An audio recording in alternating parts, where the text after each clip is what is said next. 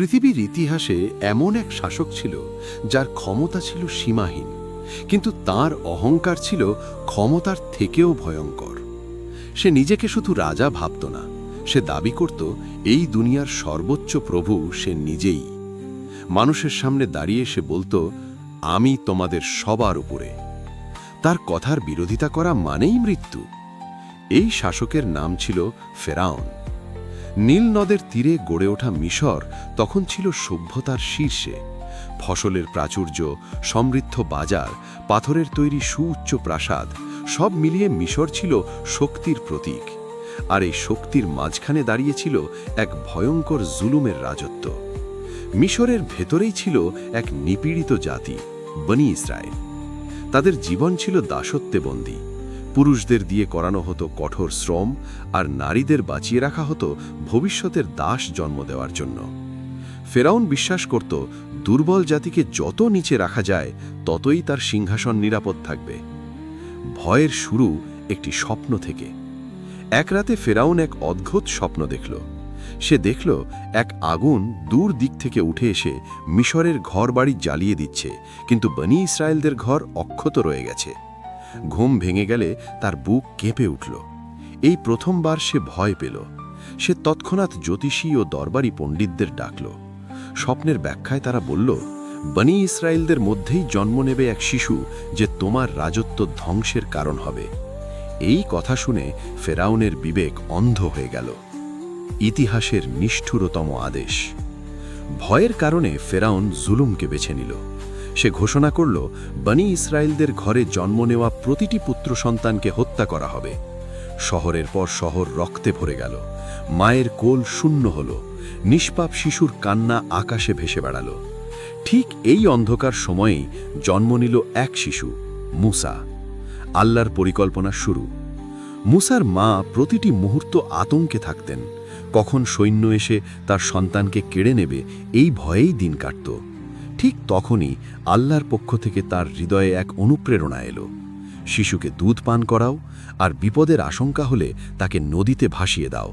ভয় পেও না, আমি তাকে আবার তোমার কাছেই ফিরিয়ে দেব। কাঁপা হাতে এক মা তার সন্তানকে একটি ছোট সিন্দুকে রেখে নদীতে ছেড়ে দিলেন।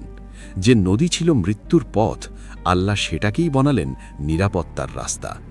শত্রুর ঘরেই আশ্রয়। সেই সিন্দুক ভেসে ভেসে পৌঁছে গেল ফেরাউনের রাজপ্রাসাদে। ফেরাউনের স্ত্রী আসিয়া হজরত শিশুটিকে দেখে মুগ্ধ হয়ে গেলেন। তিনি বললেন, এ শিশুকে হত্যা করো না, এটা আমার চোখের শান্তি। এভাবেই যে শিশুকে ফেরাউন মারতে চেয়েছিল, সে বড় হতে লাগল ফেরাউনের ঘরেই। আল্লাহ যেভাবে ফিরিয়ে দেন প্রতিশ্রুতি। মুসা কোনো দুধই গ্রহণ করছিল না। ঠিক তখন তার বোন এসে বলল, আমি এমন একজন নারীর কথা জানি যিনি একে দুধ পান করাতে পারবেন। আর সেই নারী ছিলেন মুসার নিজের মা। আল্লাহ তার ওয়াদা পূর্ণ করলেন। এক ভুলে বদলে গেল জীবন। যৌবনে পৌঁছে একদিন মুসা এক মিশরীয় জালিমকে থামাতে গিয়ে অনিচ্ছাকৃতভাবে তাকে হত্যা করে ফেললেন। তিনি সঙ্গে সঙ্গে আল্লাহর কাছে ক্ষমা চাইলেন, আর আল্লাহ তাকে ক্ষমা করে দিলেন। কিন্তু ফেরাউন নয়। গোপনে খবর এলো, এক্ষুনি শহর ছেড়ে চলে যাও, নইলে তোমাকে হত্যা করা হবে। মুসা কিছু না নিয়ে মরুভূমির পথে বেরিয়ে পড়লেন, সঙ্গে শুধু আল্লাহর উপর ভরসা। নবুয়তের প্রস্তুতি। মাদিয়ানে পৌঁছে তিনি এক বৃদ্ধ নবীর শোয়েব আলাইয়ের ঘরে আশ্রয় পেলেন।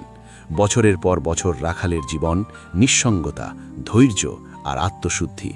এরপর এক রাতে পাহাড়ের পাশে আলো দেখলেন। সেখানেই আল্লাহ তাকে ডাকলেন, হে মুসা, আমি তোমার রব।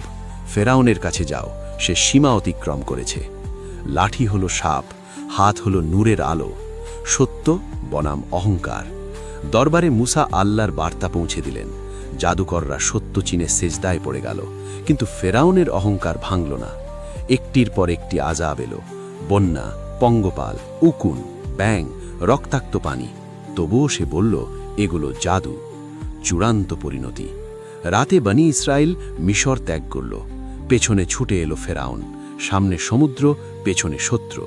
মুসা বললেন, আমার রব আমার সঙ্গে আছেন।